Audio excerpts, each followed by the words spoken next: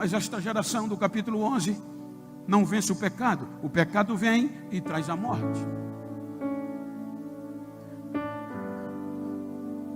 Capítulo 12 do Gênesis, versículo 3, aí Deus forma uma plataforma coletiva, vai criar um projeto espiritual, porque desde o capítulo 3, ele não tem mais relacionamento coletivo. O dilúvio levou o jardim, o Éden, a igreja. Então no capítulo 12, versículo 3, ele diz a Abraão que por meio dele vai abençoar todas e tornar benditas todas as famílias da terra. Abraão, por meio de você, eu vou me relacionar de novo com todos os seres humanos. Ele põe em execução. Como a reflexão me permita sintetizar, o projeto vai para o Egito. E lá no Egito, depois da morte dos patriarcas, não há relacionamento com Deus. Deus ainda não descia na terra desde o Gênesis capítulo 3. Ele descia uma vez por ano, por dia. Agora para Israel, ele vai fazer uma aliança depois que tira Israel do Egito. Capítulo 24 do Êxodo, versículo 3. Ele propõe uma proposta de fidelidade. Êxodo, versículo 3, o que é que diz? Depois veio, pois, Moisés e contou ao povo todas as palavras do Senhor e todos os estatutos. Então o povo respondeu diante da proposta a uma voz e disse: todas as palavras que o Senhor tem falado, faremos. Agora o povo de Deus tem uma aliança, Israel, unicamente, o projeto de resgate, o projeto de plataforma espiritual, o nosso recurso. Quando o povo aceita a aliança, aí Deus vai trabalhar em descer na terra de novo. Aí vem Êxodo capítulo 25.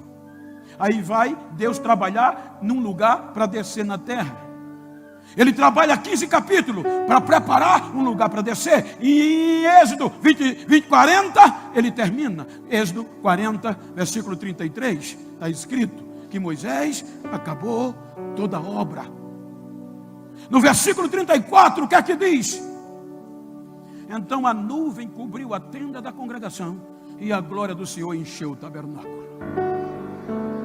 De uma maneira tal que o versículo 35 diz que Moisés não podia entrar na tenda, porque a glória de Deus permanecia. Agora está Deus entre o ser humano de novo. Agora está Deus se relacionando com o projeto que era o nosso recurso para nos proteger. Por meio de Moisés, Deus traz leis. Agora tem um tabernáculo. Salomão constrói um templo. E Deus se agradou tanto de morar entre os seres humanos, de descer uma vez por ano entre os seres humanos e ter relacionamento com a gente,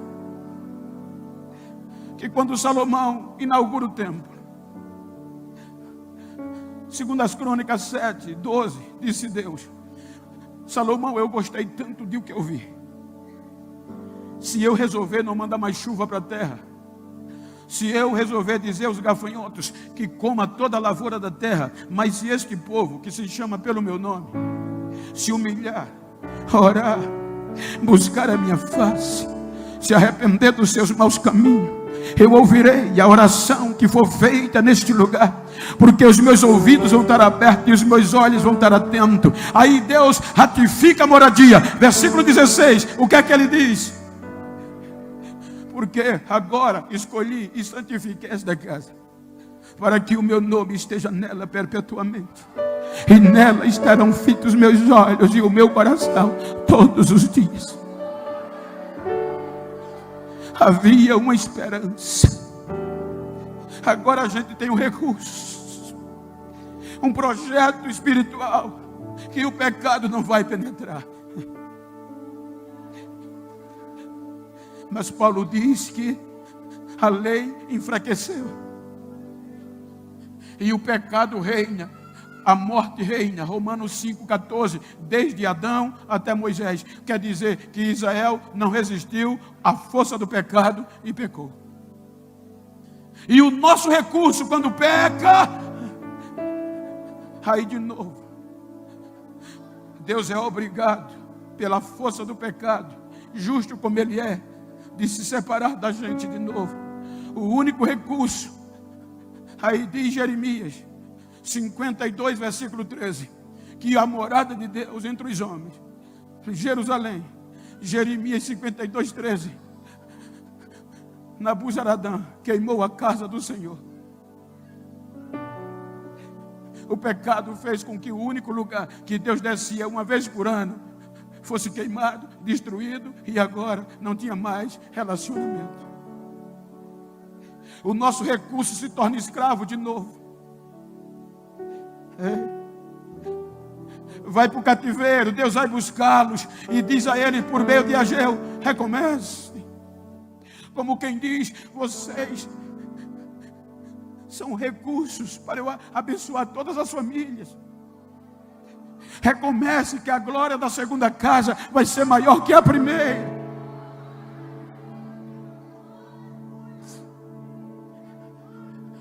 Mas eles recomeçam, mas o pecado reina e a morte manda e joga todos para baixo. Termina o Velho Testamento. Como teólogo, eu tenho o direito de pensar com respeito a quem pense diferente ao contraditório, que é neste período que Jesus vai mostrar a ele a façanha disto que a gente vai celebrar. Porque quando João tem a visão do Apocalipse, veja que é a entrada de Cristo, são os feitos de Cristo. Então, no fim do Velho Testamento, o pecado, veja que Romanos 5,14, Paulo diz que a morte reina desde Adão até Moisés, ou seja, desde o período da inocência, o pecado entrou, até o período da lei, ninguém conseguiu vencer. Aí agora vem uma petição oficial: morte, inferno, promotor de acusação e o pecado. E quem estava lá? As 7 testemunhas. Porque ninguém conseguiu ser inocente diante delas. Ou a tribulação fez eles pecar, ou a angústia fez alguém pecar, ou a perseguição fez alguém pecar, ou a fome, ou a nudez, ou o perigo, ou a espada. Algo delas viram o pecado e estavam para dizer a verdade. Aí vem uma petição de um julgamento final. Aí ele diz no capítulo 4 que entra no tribunal na visão. E quando ele entra no tribunal, capítulo 5, a coisa que chama a atenção é que havia um juiz sentado no trono. E na mão direita dele estavam as provas contra nós. De Adão até ali. Todos os nossos erros e sentenças estavam na mão do juiz. E o pior, que quando João viu, ele diz que um anjo grita. Por quê? De um lado, a petição era real. As provas tão robustas, consistentes de condenação, que é selada com 7 selos. Agora, seladas elas, está a acusação e as testemunhas. E o réu, o ser humano. O acusador mostrou as provas. As testemunhas disseram: meretríssimos, são verdadeiras. Ninguém venceu o pecado. Aí, seguindo o devido processo legal, o meretríssimo diz um anjo: procure um promotor de defesa para eles. Procure um advogado bom para defendê-los, porque no princípio, no devido processo legal, eu não posso sentenciá-lo sem eles ter direito à defesa. Aí veja que os anjos procuram, mas o veredito final que eles vêm trazendo o relatório é: ninguém quis assumir o processo, Senhor. Procuramos no céu, na terra e debaixo da terra, e ninguém quis aceitar o processo. Porque a lei não dava brechas, nem de atenuar a pena, muito mais de absolver. Aí agora, as testemunhas, as 7, diziam: eu sou testemunha e estou dizendo a verdade, todos pecaram. Aí o juiz vai descer a sentença condenatória. Era para acabar ali, gente, a nossa história. Não era para ter Santa Ceia, era para tudo ter terminado ali. Porque o nosso último recurso pecou, Israel. E a lei não dava brecha para nós sermos absolvidos. Aí Paulo, Filipenses 2, diz que antes do juiz da sentença, uma voz aparece. No julgamento, meritíssimo, ilustremos. Eu vou aceitar o processo deles, meritíssimo. O meritíssimo se alegra e diz: aceito. Mas aí a acusação protesta, dizendo: meritíssimo, ele não pode. Argumentem por que ele não pode assumir o processo. Prerrogativas. E quais são as prerrogativas? Ele é o alfa, ele é o ômega, ele é Deus forte, ele é Pai da eternidade, ele é príncipe da paz. Aí Paulo, você vai encontrar do versículo 1 a 8, que Paulo diz: quem faria isso, gente? Ele diz: meritíssimo, eu vou abrir mão das minhas prerrogativas. Eu vou abrir mão da minha glória, do meu direito de ser Deus. Não vou me igualar a Deus, mas vou me humilhar, vou descer, vou me tornar um deles, vou advogar a causa deles e vou assumir. Aí Paulo diz que Deus amou a gente tanto que não poupou nem o seu filho, arrolou ele no processo. E ele desce, abriu mão da sua glória, se despiu das suas prerrogativas. O julgamento foi suspenso até o final da defesa comparecer.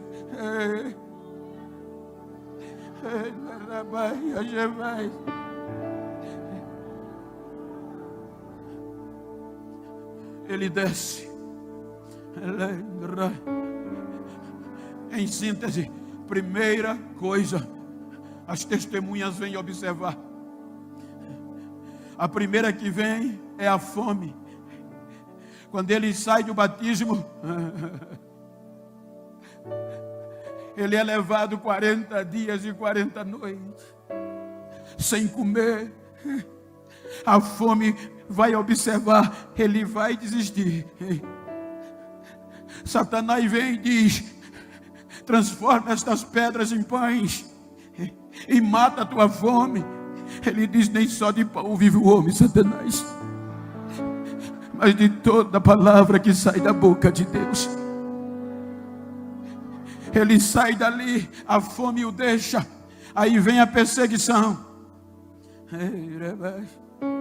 Os seus próprios irmãos começam a o perseguir, expulso de Nazaré, ameaçado de morte, procurado como criminoso, mas ele não desistiu.